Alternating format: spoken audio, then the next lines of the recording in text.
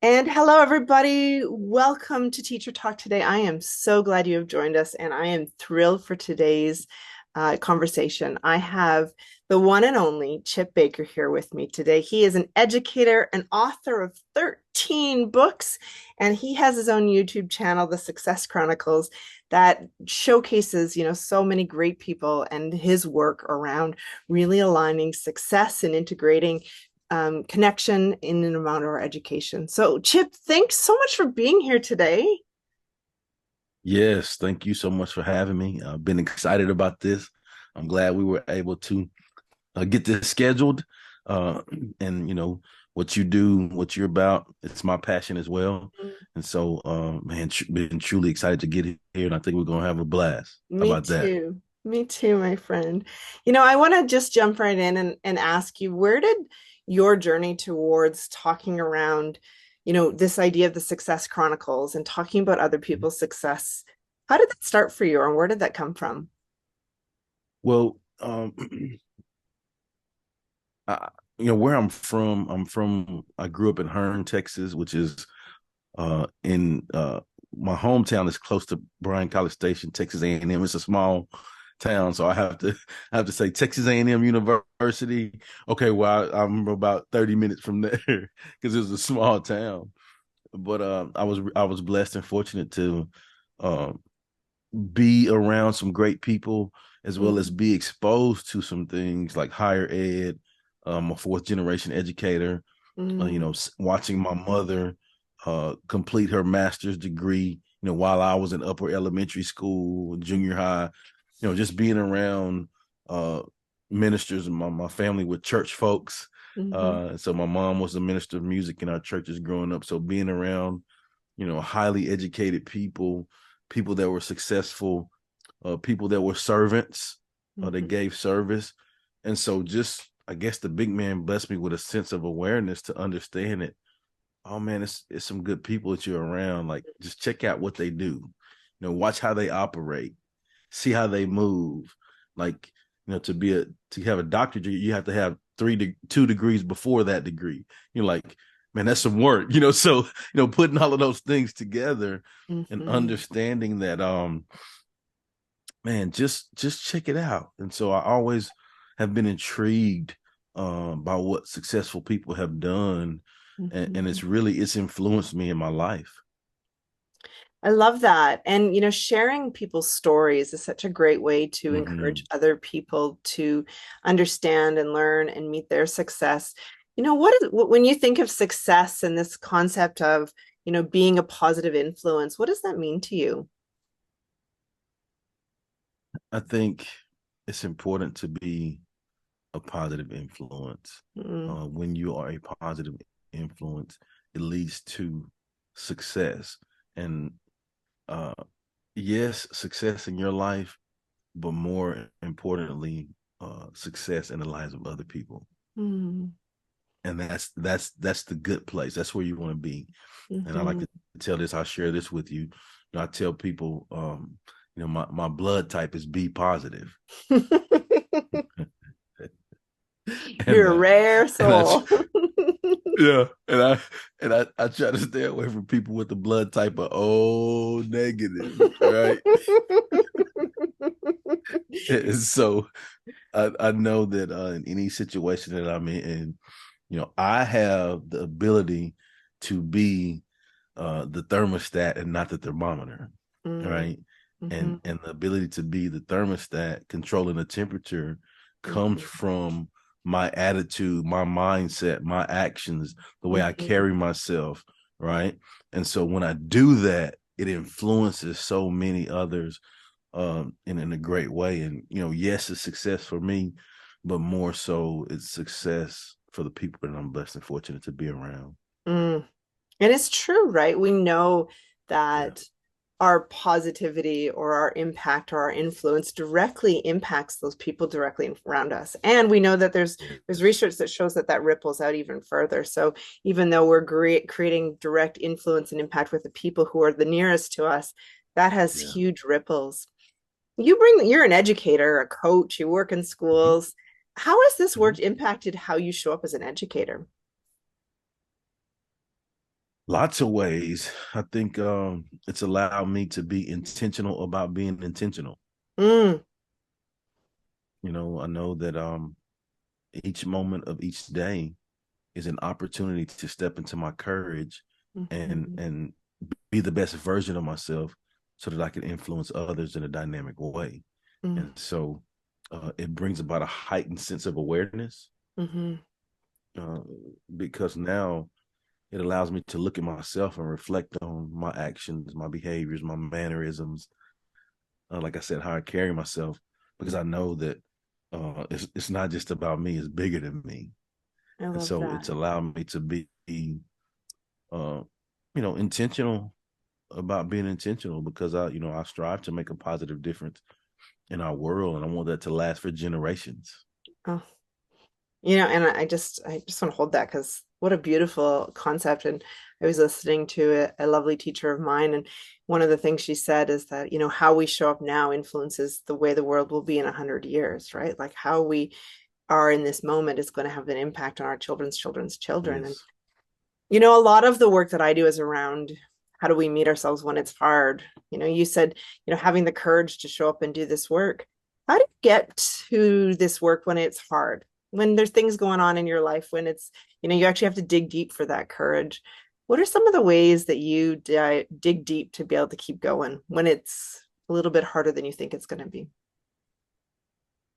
I think, like the common thing that's really big now is understanding your why. Mm, Like why are you doing this? Right. mhm, And I've talked about that already in the interview, my why, right? And why, I do what I do. But when you really are in tune with that why, um, the what and the when, none of that matters. you mm, know, like if you're in tune with your why, then and none of us are immune from growing through tough things and tough times. I don't know if you caught that. I said growing through mhm, tough things, right? And in that's a mindset shift, right? Not looking at it as, oh, why is this happening to me? Poor me. But you're looking at it, why not me?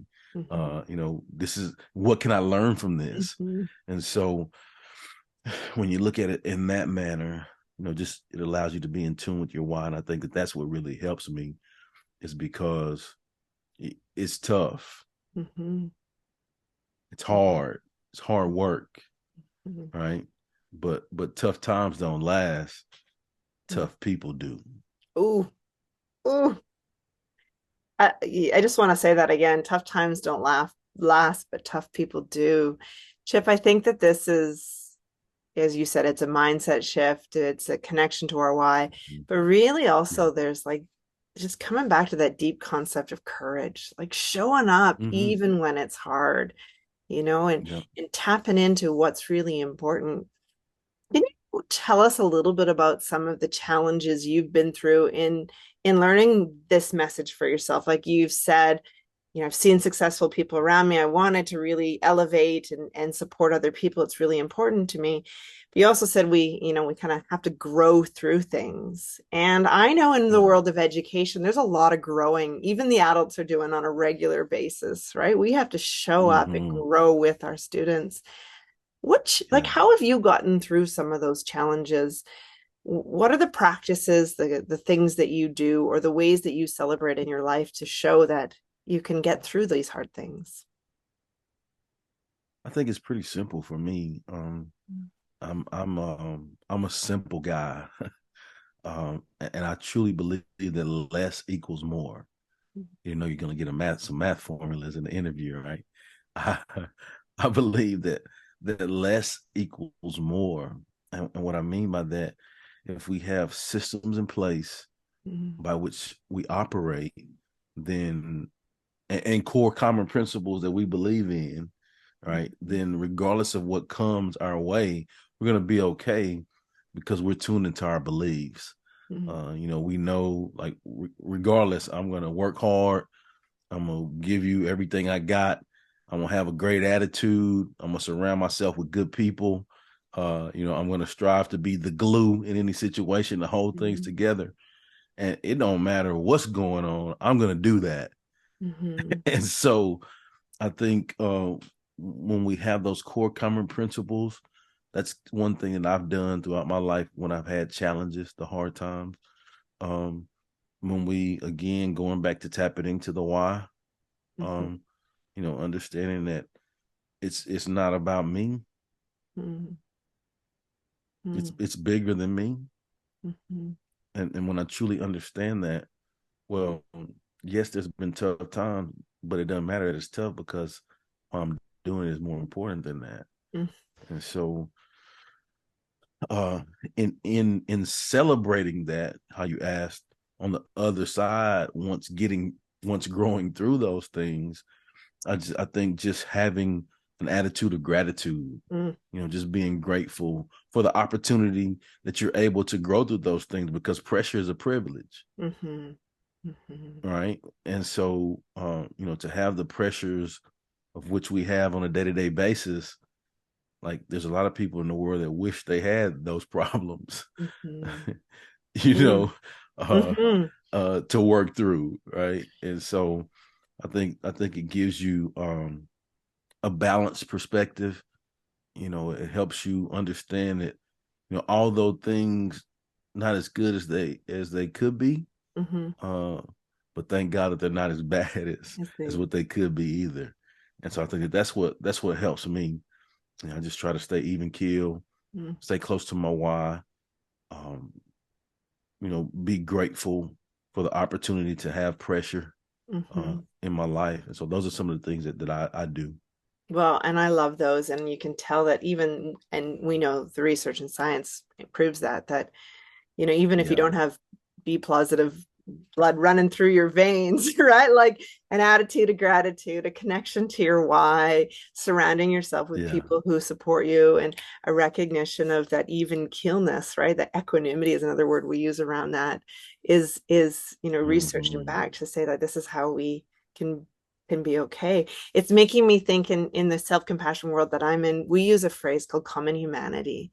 And it's that reminder Mm. that we're all humans. We may not be going through the exact same Yeah. experiences, but in the end, we're allowed to be messy. We're allowed to be perfectly imperfect. We're allowed to, show up and feel the feels. And we're also allowed to struggle. But we don't have to pull to the extremes of either sides of these. We don't have to feel super alone. We don't have to feel, like we don't get to suffer. It's like we just get to go through it. And then I love how you said we grow through it, right? We Yeah. can't stop the Yeah. hard in our worlds, but we get to, not have to, but we Mm-hmm. get to go through things so we Yeah. can learn through them. That's such a I beautiful love interview. that. Thank you. And it helps me also think about being in the moment, Mhm. and enjoying those moments too, because um, along with the tough times thing, a lot of times when you're in tough times, it's just tough moments, Mhm. right? For example, like, instead of saying like, "Oh man, it's been a bad day," well, no, it hadn't been a bad day. It's just been a bad moment throughout your day. Like, you control whether if you're going to shift it to make it a better day or not, like Yeah. how you respond to that moment. Now, you can have consecutive bad moments and it's still not a bad day, Yeah. you know, but the beauty of it is you decide that and Mm. you can control that, you know. Yeah, the power of thinking is so amazing. And the Mm-hmm. other thing, I was talking with a friend the other day, and we were talking about the feelings. Sometimes we think we get so caught up in our thinking that we tap into our feelings. Mm-hmm. We also recognize the feelings are hard. Like, oh, I don't know if I want to feel this way anymore. Yeah. But, Yeah. 2 weeks from now, that feeling is not going to exist in the same way, no matter what, No because doubt. life will happen. It will shift however I you're love that. feeling. I As you love that. say, it's just a moment. It's a paying attention to it. It doesn't shift and create who you are. It's just something and I keep wanting to come back to this beautiful phrase that you said that we grow through, right? Like Yes. just feel this blooming that we can all exist through as we continue to grow through the challenges in our life. And education these days is hard. When you meet with educators, because I know you get the privilege to talk to lots of educators, you get to talk to lots of Mm-hmm. students, and is there two or three key nuggets that you love to share that you haven't quite given us yet? When you get out there and say to educators, like, keep showing up and doing this work that you're doing, is there some phrase or some great advice that you love to remind people of of what they're doing? Oh, I got some phrases for you. Go. I want to No, hear no, those. no, uh, my mission is I take care of people that take care of people. Mm, And I do that by reminding them or helping them be aware um, of the natural traits, God-given abilities that they already have, mhm, right? And so when we tap into those things, it allows us to be in our lane. It allows us to put ourselves in situations where we are doing our thing, right? mm, We are mhm, in our zone and our passion, living out our passion. And mhm, so what I strive to do is just remind people of that. mhm, Like you don't need anything else. Like you don't need to put like, drugs in your body or, do bad things to your body. No, you have what it takes. Like you're enough.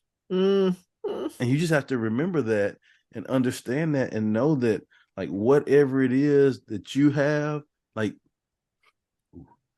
you're a one of one. mm, mm, mm, mm. Come on. I just want to sit in that for a second because I don't think enough of us get told you are enough on a regular basis. You're enough. You're enough. Like you're a one of one. That shows you right now, like you're special. Mhm, A one of one, like that's rare. Like mhm, very rare. Right. And so like you are special. And so when we live in that, it allows us to take ownership in who we are as well. mhm, It allows us to understand that, you know, live in our perfectly imperfect world. Understand that none of us are perfect. We all make mistakes. And the beauty of that is learning through that. And that's that's the fun part. mhm, Right. And that's the beauty of it. And then also when you look at others, we're all different. And so there's beauty in our differences too. mhm, And that is really like that's one thing that I really enjoy about education. That was one thing that I saw early in my life, like where I grew up, it was a certain way, but then I got out of my box and went to college, mhm. and I'm seeing all of the differences. I'm like, man, this is amazing. Like I thrived in that because Mhm, like this is great. Like I love it. People from everywhere. Like I get to meet, like, man, what's it like where you're from? Like what's it? And then when you get to go visit, you become mhm, friends, develop those relationships, and you get to go visit and actually see and meet their families and do all those. And so I've tried to like live a life like that, like just understanding, encouraging others to see that there's beauty in the differences, encouraging others to understand that like you're special, you're enough, mhm, you have what it takes. Just really tap into that and do the best that you can to be the best version of yourself, not in a selfish way, but be the best version of yourself so that you can be the best version of yourself for others. mhm, mhm.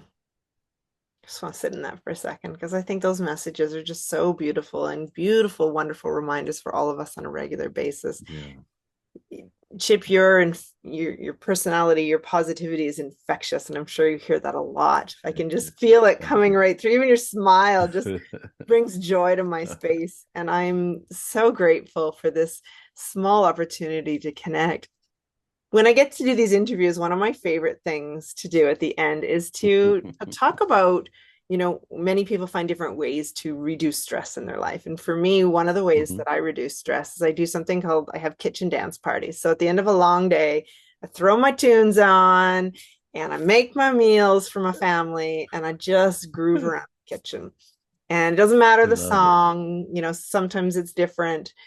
If you had one guilty pleasure dance song that if it came on, you just had to get your groove on, what would your guilty pleasure kitchen dance party song be? Um, Mystical, the rapper, Here I Go. Like anytime or anything Busta Rhymes. I mean, like that just makes you want to dance, right? Yeah, totally. So anything by any of those guys, both of those guys, It gets me every time, and I don't even have to be in the kitchen for that. I love it. No, you don't, right? In the middle of the street, it's that one that comes on. You're like, Oh yeah. man, wherever I am, like people like, man, who is this crazy guy? I'm sorry, I'm just feeling it. That's my I'm song. feeling it. I'm feeling it, right? And sometimes, and I love to ask this question because the way your smile lights up when you just feel it. The song comes on and you leave Yeah. it. And I'm going to add that song to my Spotify list. And what I love is Yeah. listening back to all these songs and these reconnections of my Mm, conversations that I have with so many people. So that's awesome. thanks for ending this little interview with that moment of joy. And that next time I'm having a Of dance party, course. I'm going to include your song in my dance party, and I'll be thinking of you. Let's go. I love it. Take care, Chip. Thanks for being a part of this chat.